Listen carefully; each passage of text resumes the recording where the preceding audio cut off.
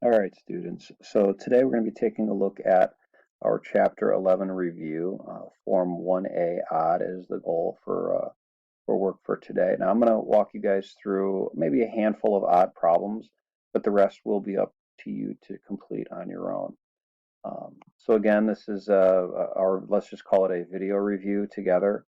And we're going to, as we have done in the past, we're going to try to stick with Monday as the typical OneNote check-in collaboration space video lesson Q&A. So I'll be addressing where you can also maybe again access those particular, um, let's just say Q&A portions. So I'll do that at the end. So let's take a look. We're going to be taking a look today, like I said, at the Chapter 11 review. Now, again, as you see at the top, the PDF for Chapter 11 Test 1A is available for printing off if you'd like. So I'm going to go ahead and pick a selection of questions here to kind of gauge our understanding of the chapter. At the end of the week, there will be an online test, so let's be prepared for that.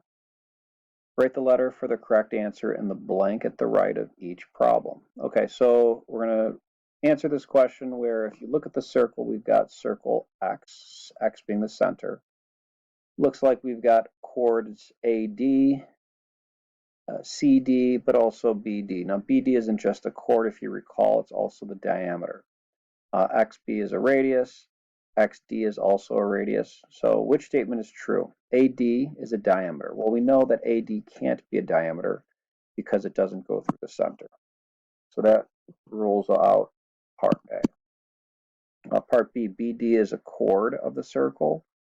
Well, yeah, BD is a chord. I said it's also a diameter, so let's kind of put that on the back burner. We think that that's the best answer so far.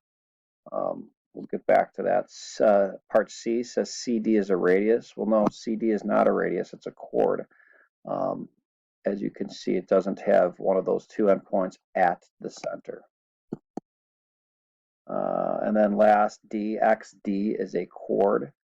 That's also not true because, well, X is the center and therefore it would be technically a radius, as we discussed earlier. The answer, of course, is letter B. All right, let's move on. Again, I'm going to kind of pick problems here and there that I feel we can generally address, or that generally addresses a wider range of problems. Let's jump to number 4. So number 4, we see our circle S. We've got central angles of 68 and 44 degrees. We can do some calculations to decipher, those respective remaining angles. Now, they just, for number 4, want what the justification, or at least the term that pairs with arc JML. Refer to the figure at the right. In the figure, LN and MK are diameters of the circle. Okay, so J, M, L would encompass this in its entirety, that respective arc. Okay, so, well, because that arc simply has actually 3 letters, we can note that it is a major arc. It's not a minor, it's not a central angle, so we know that's not true. Now, is it a semicircle? Well, remember, a semicircle has to have a degree value of 180 degrees. This one will be more than that. And if you want to assess that by reflecting upon the fact that Ln and Mk are diameters, so clearly arc Ln is a semicircle. You might want to use a third letter for that, or better yet, Ljn if you'd like. But so is Kjm. So there's not 180 degrees in this particular arc, so we say that it's a major arc. Okay, let's move on. If I look at number 8, it says refer to the figure at the right. In the figure, BD is perpendicular to AC. Now, if we remember back when we did these, if the picture isn't necessarily marked already, you should mark it, but it is marked such that, again, you can see that there's a perpendicular relationship between BD and AC. For number 8, it says if arc AB is congruent to BC, so I'm going to mark it, then which segments are congruent? So there is a theorem that we have to reflect upon here to decipher, because of those respective congruent arcs, there are chords. The only two chords that are really part of the respective arcs and how they're created would be AB and BC. So if we look at what letter A, that's the only logical choice in this particular context. BD and AC are not congruent, they are perpendicular. AF and CE, no, those are not congruent. AF is a hypotenuse of a right triangle, while CE is a leg, and those can't possibly be congruent. Those two triangles, technically, those two right triangles technically are congruent. So you can't make that leap and talk about the hypotenuse of the leg being congruent. EF and DE, in this particular case, no. It could be true, but the only thing that is actually true that isn't discussed or is a part of the multiple choices, the only thing that is true is that AE is congruent. I'll mark it up with 3 markings. Is congruent to CE. AE is congruent to CE, and that's by virtue of the fact that because we've got a radius that is perpendicular to a chord, it is also a bisector. So it's technically a perpendicular bisector by definition. All right, let's move on to the next page. Okay. I'm going to pick maybe 2 more questions just to kind of finish up our discussion here. Number 12 looks like a good one to take a look at. So it says, refer to the figure at the right if AB is 4D plus 10.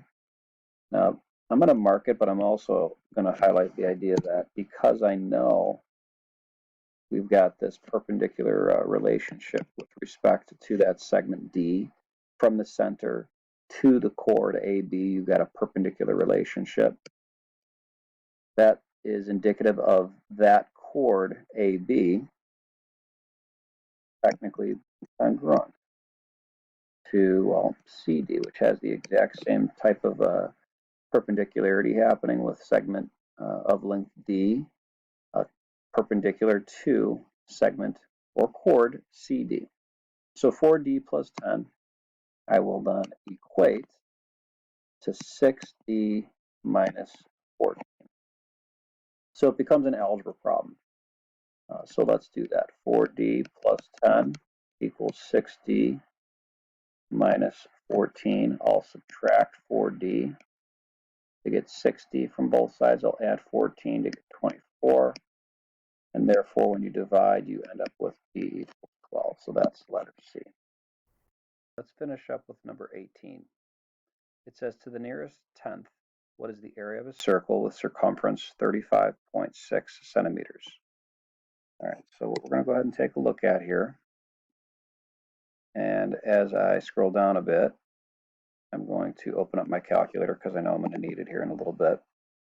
So because I have a circumference, C, which we again hopefully recall can be represented by 2 pi r. Okay, and if I rewrite this equation in such a way where, because we know the circumference, so let me erase that for a moment. We know the circumference as 35.6, and I know the equation lends itself to this still. So let's take this and solve for r. So if we divide both sides by 2 pi, and yes, please use the pi button, and what I'm doing here, I'm writing 2 pi in parentheses. This is going to give us a more precise value for our radius. So let's do that. 35.6 divided by 2 pi. And I also want to make a point of which, well, let's say if I didn't put it in parentheses, what that would look like. So 35.6 divided by 2 pi. Yes, use the pi button. And that decimal for the radius is 5.6659 and so on. Leave that number on your calculator, 5.7 all right, but remembering that we'll use the more kind of laid out value in a moment. But let me prove my point before I do that. Prove my point that if you didn't use parentheses, this is so crucial, folks. If you don't, look what you get. You get a totally different value. So don't make that mistake. That is absolutely not the radius here. The radius is 5.6659 and so on after you divide by 2 pi in parentheses. Okay, I'm going to use this decimal, not the other, in the context of what? Well, remember we're talking about area. The question was, what is the area? Well, we know R.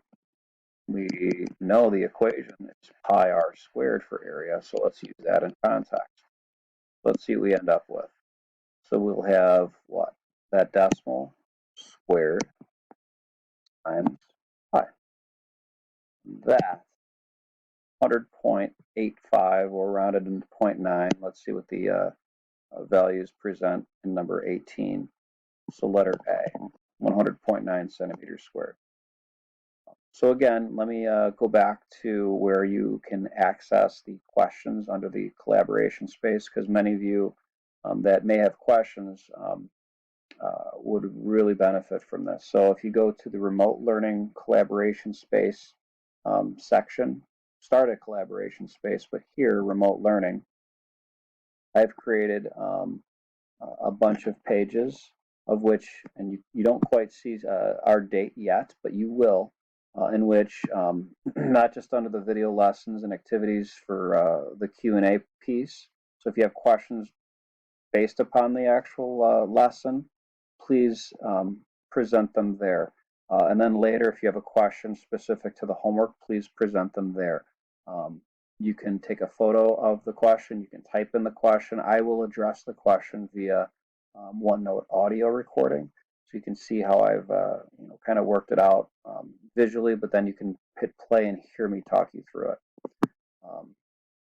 Just to go back also to our calendar, because I didn't point it out exactly on the calendar, wherein, yes, you do have a test that's online on Friday, but we're going to continue to stick to the plan, and on most Fridays from here on out, we'll likely have some type of online assessment activity. That concludes our discussion today, folks.